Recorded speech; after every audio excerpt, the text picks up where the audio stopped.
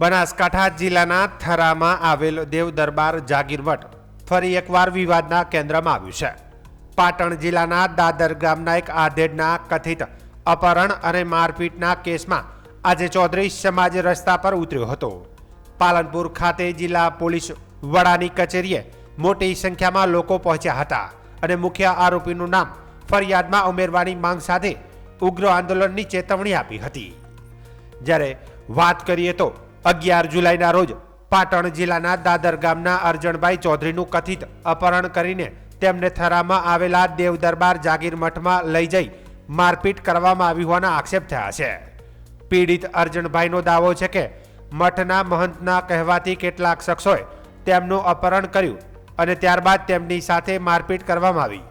આ અંગે તેમણે થરા પોલીસ મથકે લેખિત અરજી પણ આપી હતી। ઘટના બાદ પોલીસે 5 નામજોગ અને 6 અજાણ્યા મળી કુલ 11 લોકો સામે ગુનો નોંધ્યો છે। 3 આરોપીઓની અટકાયત પણ કરવામાં આવી છે અને તેમની પૂછપરછ ચાલી રહી છે। પરંતુ પીડિત પરિવાર અને ચૌધરી સમાજનો આરોપ છે કે ફરિયાદમાં મુખ્ય આરોપીનું નામ સામેલ કરવામાં આવ્યું નથી। આ જ મુદ્દે આજે મોટી સંખ્યામાં ચૌધરી સમાજના લોકો પાલનપુર ખાતે જિલ્લા પોલીસ વડાની કચેરીએ પહોંચ્યા હતા। સમાજના આગેવાનોએ પીડિતની લેખિત અરજી મુજબ ફરિયાદ નોંધવાની અને મુખ્ય આરોપીનું નામ ઉમેરવાની માંગ કરી હતી। સમાજના પ્રતિનિધિઓએ જણાવ્યું હતું કે જો પોલીસ દ્વારા તેમની માંગ સ્વીકારવામાં નહીં આવે તો આગામી દિવસોમાં વધુ ઉગ્ર આંદોલન શરૂ કરવામાં આવશે। પોલીસનું કહેવું છે કે કેસની તપાસ ચાલી રહી છે।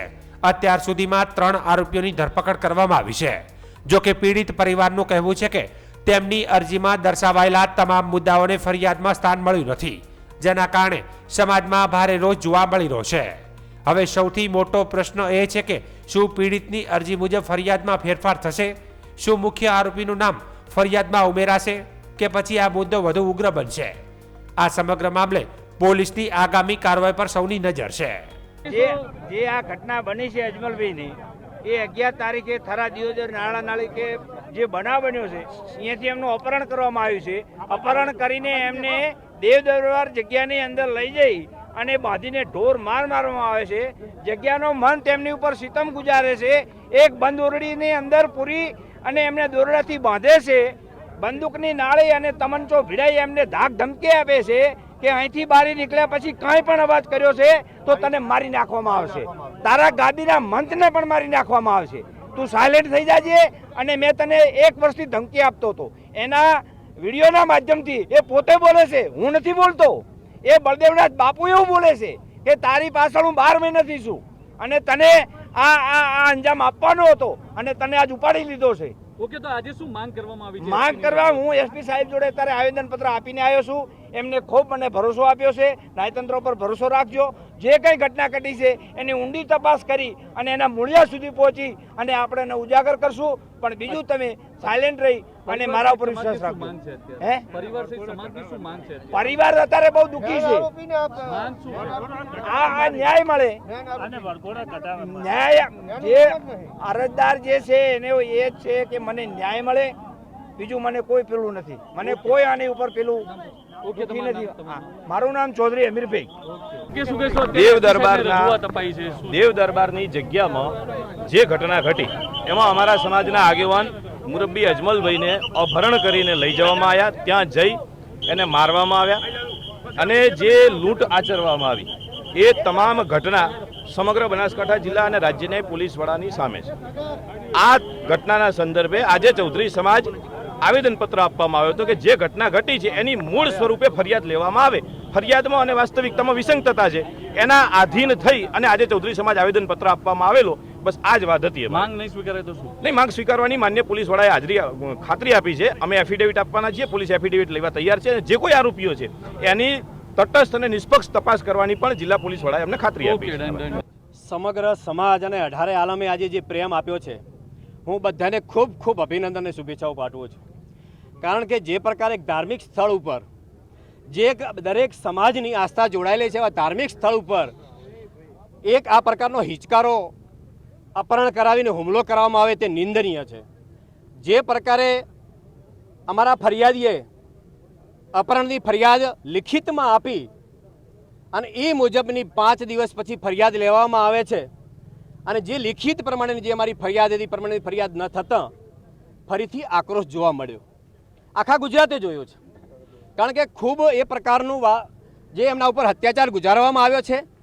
ખુદ પીડિતે અર્જણ કાકાએ એમના મોઢેથી એમનું નિવેદન એમણે આપ્યું છે કે જે દેવ દરબાર મંઠના મહંતે એમણે અપહરણકર્તાઓને મોકલ્યા છે અપહરણ કરવા માટે, અપહરણ કરાવે છે, ત્યાં લઈ જઈને એમને ઢોર મારવામાં આવે છે એમના લુખ્ખા તત્વો દ્વારા. પછી દોરડો બોધવાની વાત થાય છે. આપણે બધા વિડીયો જોયા છે. એ વિડીયો જે મારનાર લોકોએ જ ઉતારેલા વિડીયો છે અને એમાં ચોખ્ખું કહેવામાં આવે દોરડો લાવો બોધી દઈએ અને રીતસરમાં લઈ જઈને એ મઠના મહંતે દોરડાથી બોધીને ખુદ મહંતરીએ લાકડીએ નગ્ન કરી અને એમને મારવામાં આવ્યો છે. ચૌધરી સમાજ હંમેશા શાંતિપ્રિય સમાજ છે. તમે જુઓ 7 દિવસથી કેટલો શાંતિ જાળવી છે. એ જ બતાવે છે કે ચૌધરી સમાજની શાંતિપ્રિય સમાજ છે. ક્યારેક કોઈને વીર વિગ્રહ થાય એવું નિવેદન પણ આપતા નથી, પણ ન્યાયની અપેક્ષા તો રાખે ને.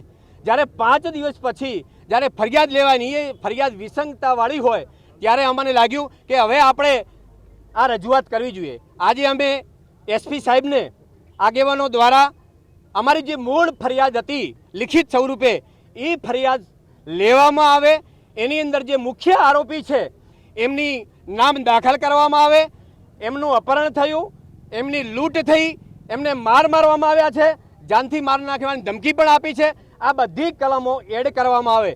આમાં અમે પણ અપેક્ષા રાખીએ છીએ કોઈ નિર્દોષને સંડાવવો જોઈએ, પણ જે ખરેખર કાયદેસર જે ગુનેગાર છે એને કડકમાં કડક સજા થવી જોઈએ. જે અમારા આસ્થાના જે કેન્દ્રો છે એના ઉપર જે ગુંડાઓ બેફામ બની રહ્યા છે એ ન બને. અમારા આસ્થાનું કેન્દ્ર જળવાઈ રહે અને આવા બેફામ ચાહે સાધુ સંત કોઈ પણ આમાં સંડોવાયેલો હોય તો એને પણ કડકમાં કડક સજા થાય એવી આજે અમે એસપી સાહેબને રજૂઆત કરી છે. ખૂબ સરસ રીતે અમને આજે એમને સાંભળ્યા છે અને કડકમાં કડક કાર્યવાહી થાય. અમારી લેખિત જે અરજી છે એ પ્રમાણેની એની કલમો લગાડવામાં આવે એવી અમને અત્યારે ખાતરી આપી છે. છતાં પણ અમે હજી પણ સંયમ રાખીશું અને જો અમારી જે રજૂઆત છે, અમારી જે મૂળ લિખિત અરજી સ્વરૂપેની જે ફરિયાદ છે એ પ્રમાણેની કાર્યવાહી નહીં કરે તો પછી ન છૂટકે અમારે ઉગ્ર આંદોલન કરવું પડશે અને જે કંઈ પણ જવાબદારી બનશે એ સરકારની અને પોલીસ તંત્રની રહેશે.